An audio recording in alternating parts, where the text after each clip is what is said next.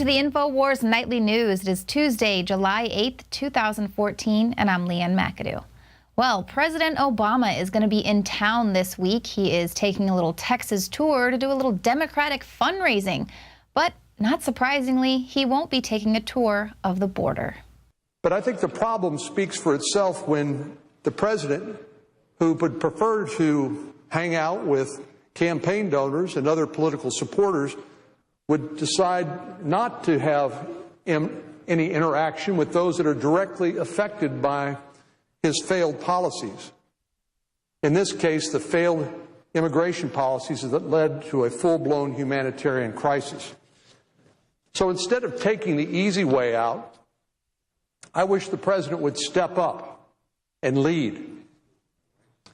And he would learn, perhaps something he did not already know, or that he thinks he knows, and which is absolutely wrong. It's puzzling and it's frustrating that the President of the United States chooses the path he apparently is going to take rather than one that will help him solve problems. That was Texas Senator John Cornyn, who said he found it puzzling and frustrating that President Obama would not be visiting the border to witness firsthand this humanitarian crisis and, of course, take a stronger leadership stance there.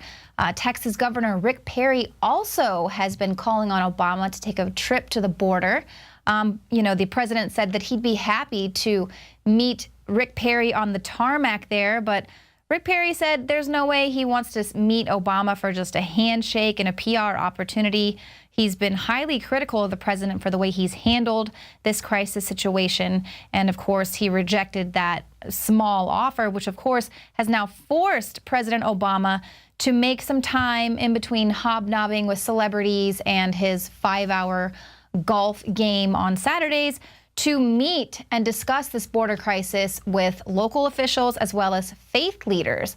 But that's very interesting because he's going to be meeting with these faith leaders in Dallas. And we're hearing a lot of reports about how it is a lot of these church groups and faith groups who are really taking responsibility for giving aid to all of these unaccompanied illegal minor immigrants.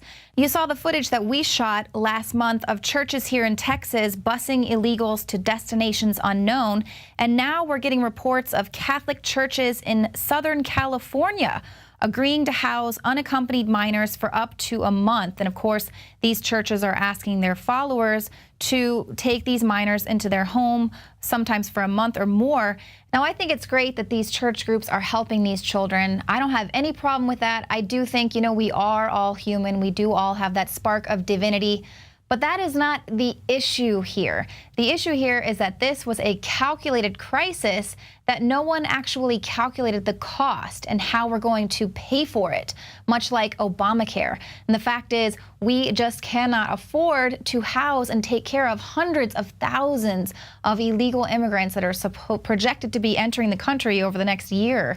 We just cannot take care of that cost for an undetermined amount of time. And those sentiments are echoed by Sarah Palin, who says it is time to impeach Obama. Now, we've heard this before, but she says without borders, there is no nation. And Obama knows this. Opening our borders to a flood of illegal immigrants is deliberate. This is his fundamental transformation of America, and it's the only promise that he has kept. Now, she's saying that because of Obama's purposeful dereliction of duty, there's going to be an untold number of illegal immigrants who are going to come in competing against Americans for our jobs and limited public services. And of course, no end in sight because the president is prioritizing partying over doing the job he was hired by voters to do without saying protecting the borders, securing the borders is his job. Of course, we know the federal government is trillions of dollars in debt. Many cities are on the verge of insolvency. We've got an overrun healthcare system, and generally our welfare state programs are stretched to the max. And of course, the average American knows this. And now Mr. I do what I want, so sue me Obama is requesting even more taxpayer dollars to fix this manufactured crisis, just like he did with Obamacare. Remember how healthcare.gov was only supposed to cost a measly $93 million, and then it ended up costing upwards of $600 million to fix all of those glitches? Well, that's exactly what's happening here. This is Obama. He needs more taxpayer dollars to help slap a Band-Aid on the border and fix the problem that is largely due to his failed policies. Originally, we were hearing that he was going to be requesting about $2 billion. Well, today the president has asked for $3.7 billion in emergency funding to deal with this influx. Now, the funds will be allocated to send more immigration judges to the southern border, build additional detention facilities, and add Border Patrol agents. Now, presumably, the resources are going to be used to speed up the deportation process.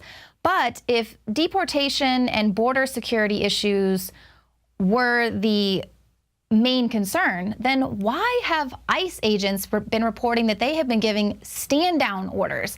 Now, Liberty News' Eric Odom, who is currently there in Murrieta, California, along with our reporters who are on the ground, he is saying that an ICE employee who lives in Orange County told him the Obama administration has furloughed Murrieta, LA area ICE agents full-time until further notice, but that the agents would continue to receive full pay.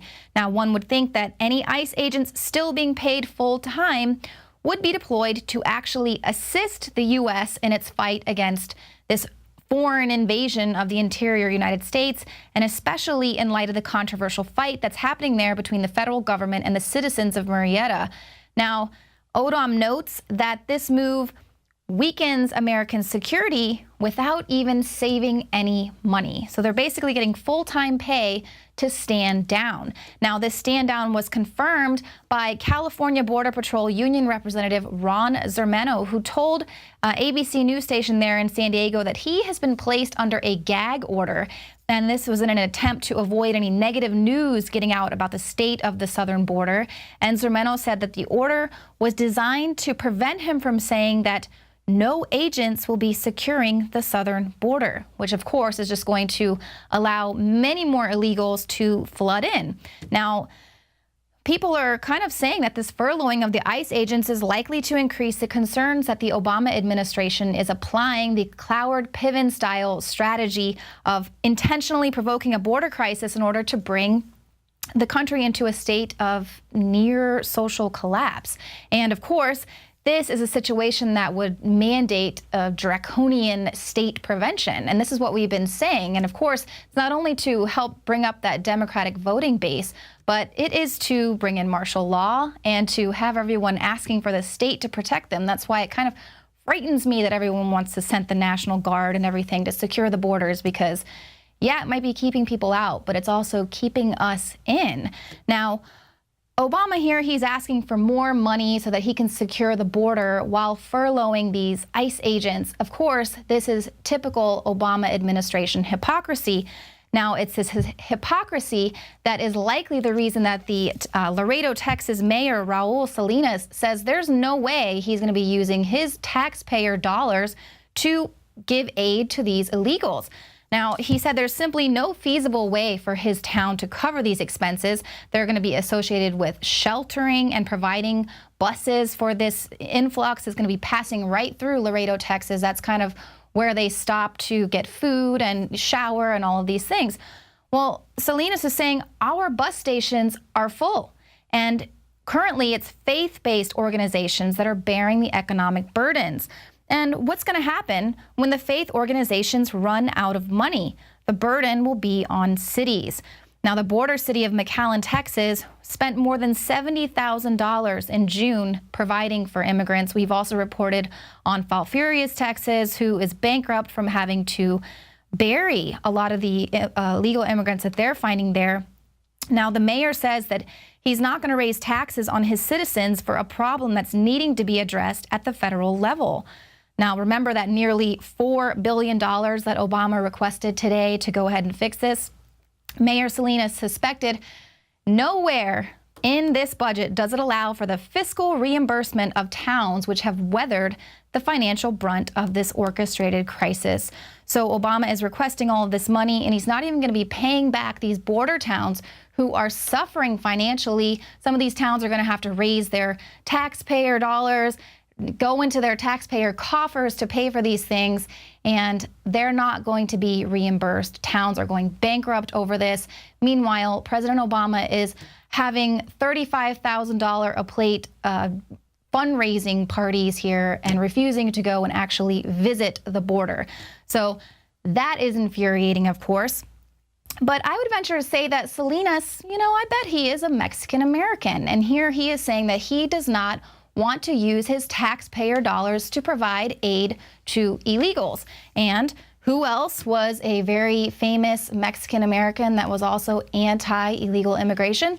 Cesar Chavez. That is right. He was a very famous civil rights activist and pretty outspoken on being against illegal immigrations. He knew that it would drive down wages, and of course it would undermine the efforts of those who had immigrated here legally and for the farm workers that he was fighting so hard to protect and to ensure their rights here.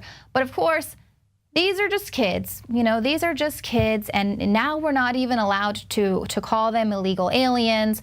We can't call them even undocumented illegal children anymore. They're not migrants. No, the UN now wants us to refer to them as refugees. They're all refugees. Now, the United Nations officials are pushing for many of these Central Americans fleeing to the U.S. to be treated as refugees that have been displaced by armed conflict. Now, this is a designation that is, of course, meant to increase pressure on the U.S. to accept tens of thousands of people who are currently ineligible for asylum if they get this designation as a refugee.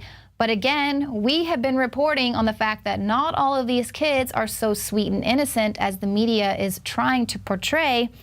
And what happens when Americans need to flee armed conflict? Here, an internal Border Patrol executive summary has confirmed that at least 16 unaccompanied illegal minors are members of the brutal El Salvadorian street gang MS-13. Now, how'd they find this out? Well, gang members left graffiti on the walls of the Nogales Border Patrol Processing Center, which suggested that they had ties to this organization. So you can see here how much they appreciate and respect the fact that they're being taken in, given food, clothing, and shelter here in America. And how do they show their thanks? They are graffitiing up the walls and showing their gang affiliation. And of course, this graffiti is just a small glimpse into what we can expect seeing here on our streets. Now, coming up, I'm going to be speaking directly with our reporters who are there in California. They've been covering the protests that are going on in Murrieta, California. Protesters there have been stopping busloads of illegal, unaccompanied children from entering Southern California. So that is coming up right after this.